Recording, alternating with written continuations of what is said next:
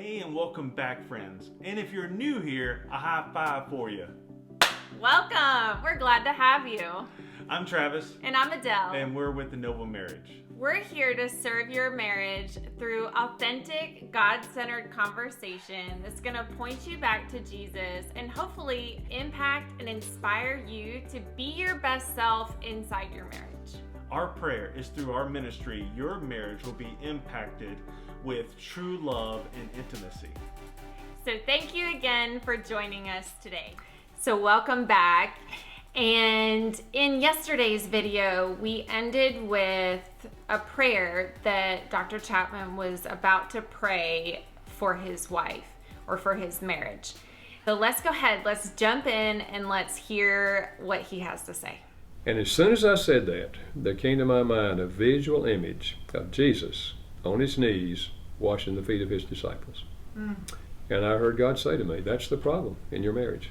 You do not have the attitude of Christ towards your wife. Wow. It hit me like a ton of bricks. Because I remember what Jesus said when he stood up.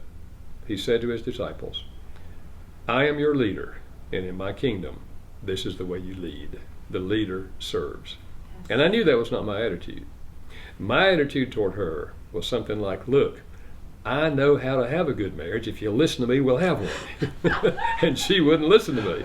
And I blamed her for our poor marriage. But that day, I got a different message. And I said to God, Lord, forgive me. With all of my studying of theology, I'm missing the whole point. And I said, please give me the attitude of Christ toward my wife. And in retrospect, it's the greatest prayer I ever prayed about my marriage. Because God changed my heart and gave me a desire to serve her. 3 questions made it practical for me. When I was willing to ask these 3 questions, our marriage began to change. They're simple questions. Wow, even though that was only like a minute and 15 seconds, it was packed so full of great nuggets about marriage. And to me, they're obvious but not obvious. Right. Like simple things. First of all, I just want to go back to what he prayed. God, help me to love this woman and fill my heart with a desire to love her. And I so relate to that because our marriage came to a point where, and I'll never forget this, because I felt so discouraged when I realized I don't love him. Like, what am I going to do? How am I going to stay in this marriage? Because I am somebody who is very loyal, and I didn't want to be miserable for the rest of my life either. I don't think anybody does. And I remember getting down on my hands and knees and like praying out to God, like, what am I going to do? Please, like, fill my heart with love for this man and give me a happy marriage. Like, I really want to enjoy happiness with him. I want to have joy and I want to be healthy. I want to have a healthy marriage. And I just poured my heart out to God. And literally everything that I prayed, not only has God answered, but he has blessed in abundance. And that's exactly what Dr. Chapman was saying also, is not only did, like, first he shifted his heart, but through his shifting of his heart, he found love for his wife. And his marriage has been abundantly blessed because of that. But it took him listening to what the Lord had to say.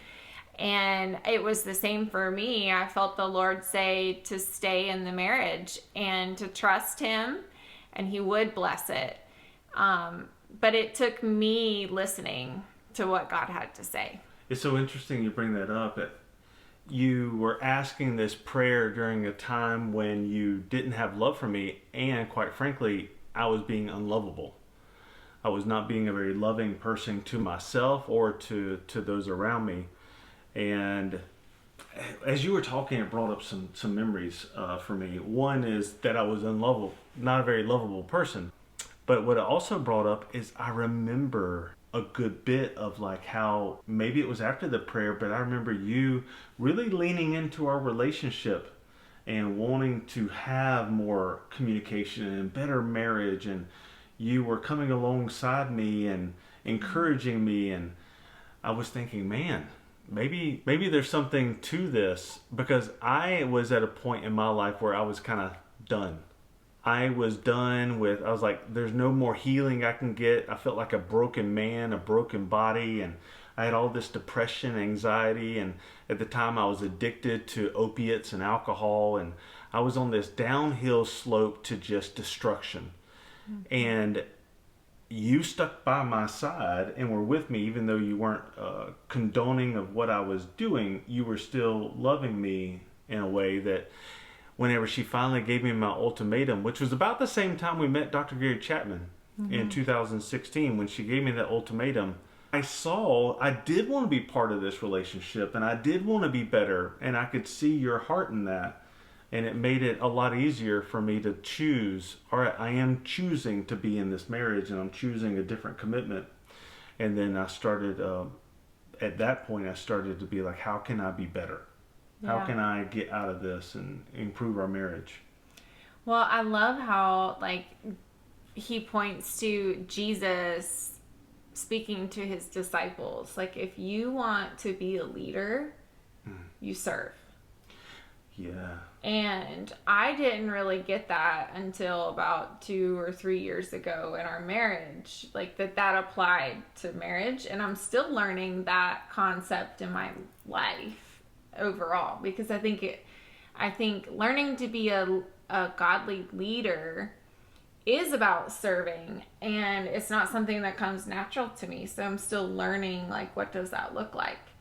But in a marriage, I just love how, like, serving your spouse, how does that make you feel? To me, it fills me up, and I love the concept of serving my spouse. Yeah. It makes me feel the same way. It makes me feel like, oh my gosh, like yesterday you came to me and you said 3 things. I don't remember what the other 2 were, but I remember the one thing was you said, what can I do to help you out right now? I said supper will be ready in 5 minutes. Here is something, and I gave you something. And then what was the third one? The one you remember? How can I help you? Oh, yeah. Right now, or something along those lines. Funny, I don't even remember the other 2, but that one stood out to me. I remembered it because it makes me feel like, oh, you care about me and what I'm doing, and you want to help me. And so Dr. Chapman is about to share 3 questions that the Lord laid on his heart to begin asking his wife. And through these 3 questions, it transforms their entire marriage, which is just so fascinating and beautiful. I can see why, too. With those questions, you can't help but to transform a marriage. Are you wondering what the questions are? If I was you, I would be like, what are they? Tell me! But you're going to have to wait until tomorrow's video. So if you think you know or have an idea around the 3 questions, drop a comment below. Let us know what you think they are. And also, what would you want your spouse to ask you? Drop us a note on that too, and let us know what you would like your spouse to ask. And if you get any of them right, you get an extra hug. Yeah, we'll send you a hug. Thanks so much for joining us today, and we look forward to seeing you tomorrow. Bye. Bye. Hey, you're not finished yet. We're here to make a difference and inspire your marriage and other marriages as well. And if you found value in these videos, leave us a comment and let us know what that was so we can make other videos similar to that. We would love for you to join our community of awesome, like-minded people. They are awesome. Go ahead and hit subscribe, and you'll get daily motivational videos that impact your life and inspire you to be your best self. This also helps us get our message out to marriages all over the world. So thank you so much for subscribing and joining our community.